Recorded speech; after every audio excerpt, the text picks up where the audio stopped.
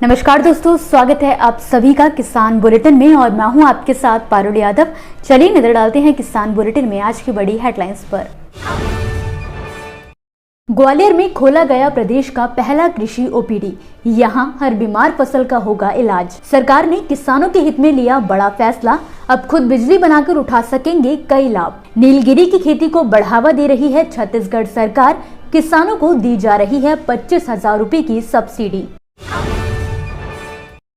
देखिए green TV YouTube पर भी, बस सब्सक्राइब करें और बेल आइकन दबाएं। ओपीडी का नाम सुनते ही लोगों के मन में अक्सर अस्पताल और मरीजों का ख्याल आ जाता है, मगर आज की इस खबर में हम आपको जिस ओपीडी के बारे में बताने जा रहे हैं वहां पर मरीजों का नहीं बल्कि फसलों का इलाज किया जाता है। जी हां, दरअसल मध्य प्रदेश के ग्वालियर जिले के राजमाता विजयराजे कृषि विश्वविद्यालय के अंतर्गत कृषि विज्ञान केंद्र में इस ओपीडी की शुरुआत की गई है, जिसमें बीमार फसलों का इलाज बताया जाता है। इस ओपीडी में किसान अपनी फसलों में आ रही समस्याओं को लेकर पहुंचते हैं और ओपीडी में मौजूद कृषि विशेषज्ञों व कृषि वैज्ञानिकों से उनका समाधान हासिल करते हैं। खास बात यह है कि इस ओपीडी में रोज 24 से ज्यादा किसान अपनी समस्याओं को लेकर पहुंच रहे हैं। बताया जा रहा है कि मध्य प्रदेश में पहली बार राजमाता विजयराजे कृषि विश्वविद्यालय ने इस अनूठी पहल की शुरुआत की है। इस ओपीडी के माध्यम से ग्वालियर चंबल अंचल के किसानों की समस्याओं का तत्काल निराकरण किया जाएगा और सिर्फ इतना ही नहीं, यहाँ किसान खेती से जुड़ी नई नई तकनीकों के बारे में भी जानकारी लेने आ रहे हैं। कृषि विज्ञान केंद्र में ये ओपीडी सुबह 10 बजे से लेकर शाम 5 बजे तक चालू रहती है। इस ओपीडी में लगभग 12 से ज्यादा कृषि वैज्ञानिक मौजूद रहते हैं। जरूरी बात यह है कि कृषि विज्ञान केंद्र की इस खास ओपीडी के माध्यम से किसानों को काफी ज्यादा लाभ हो रहा है। उत्तर प्रदेश के किसानों के लिए ये खबर काफी खास है, क्योंकि हाल ही में उत्तर प्रदेश पावर कॉर्पोरेशन ने राज्य के किसानों की आय को बढ़ावा देने के लिए एक जरूरी फैसला लिया है। इस फैसले के तहत पावर कॉर्पोरेशन द्वारा कुसुम योजना के हिस्से के रूप में 7 मेगावाट सौर ऊर्जा उत्पादन परियोजनाओं के लिए 6 जिलों में निजी डेवलपर्स के साथ एक बिजली खरीद समझौते पर हस्ताक्षर किए गए हैं। यानी कि अब उत्तर प्रदेश के किसान कई बैंकों की मदद से अपनी बंजर व बेकार पड़ी जमीन पर सौर ऊर्जा के जरिए बिजली का निर्माण कर सकते हैं। खास बात यह है कि इसके लिए सरकार द्वारा किसानों को सब्सिडी भी उपलब्ध करवाई जा रही है। साथ ही किसान सौर सुविधा से पैदा होने वाली बिजली को सरकारी निजी बिजली कंपनियों को बेचकर भी अपनी आमदनी में बढ़ोतरी कर सकते हैं। ये सौर ऊर्जा उत्पादन सुविधाएं बिजनौर, हाथरस, महोबा, जालौन, देवरिया और लखनऊ में बनाई जानी है। यूपीपीसीएल के अध्यक्ष एम देवराज ने घोषणा कर जानकारी दी है कि बिजनौर के विलासपुर गांव में 1.5 मेगावाट का सौर ऊर्जा उत्पादन केंद्र, हाथरस के मोहारी गांव में 0.5 मेगावाट की सुविधा और देवगांव के गांव में 1 मेगावाट की सुविधा का निर्माण किया जाएगा। इस योजना से किसानों को 2 तरह से लाभ होने की उम्मीद है।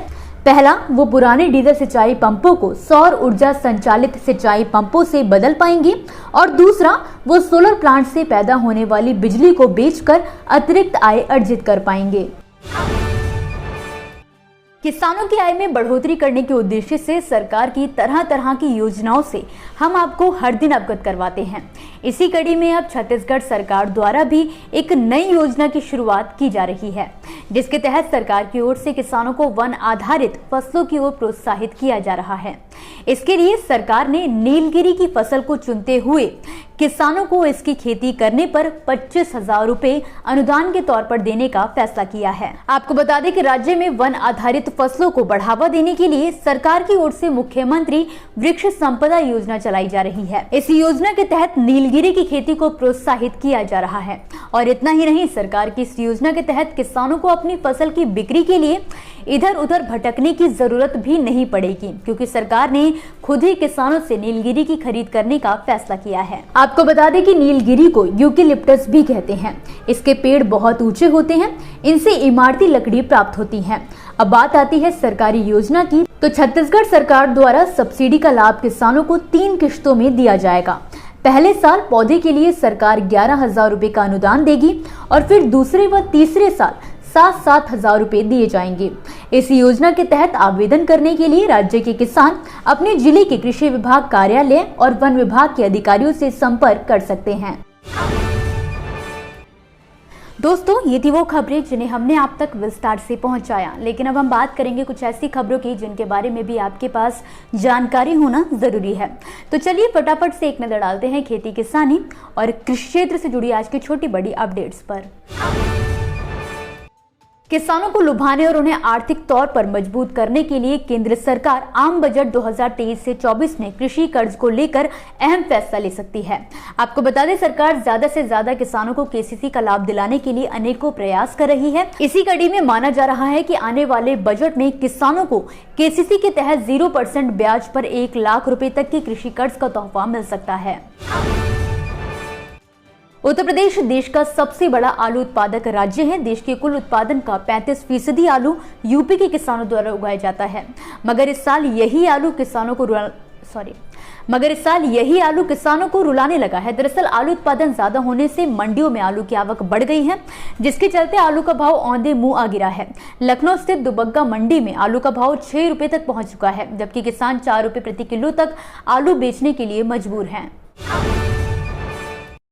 बिहार के किसान खाद की कमी से जूझ रहे हैं। समय पर खाद की उपलब्धता न होने की वजह से उन्हें फसल की उपज कम होने का भय सता रहा है। पिछले महीने यूरिया की आपूर्ति सुचारू होने के बावजूद भी रिपोर्ट के अनुसार राज्य को जनवरी महीने के लिए आवंटित 10,30,000 मीट्रिक टन यूरिया में से लगभग 7,01,05 मीट्रिक टन ही प्राप्त हुआ। हाल ही में ये 260 रुपए वाली खाद की बोरी को किसान 400 रुपए में खरीदने के लिए भी मजबूर हुए हैं। छत्तीसगढ़ राज्य निर्माण के बाद अब तक सर्वाधिक धान खरीदी चालू खरीफ सीजन में हुई है। राज्य में समर्थन मूल्य पर धान खरीदी का पिछला रिकॉर्ड भी टूट चुका है। 16 जनवरी 2023 तक 98.92 लाख मीट्रिक टन धान की खरीदी हो चुकी है, जबकि पिछले साल 2021 से 22 में 98 लाख मीट्रिक टन धान की खरीद हुई थी। धान खरीदी का यह आंकड़ा और भी बढ़ेगा। धान खरीदी 31 जनवरी 2023 तक चालू है।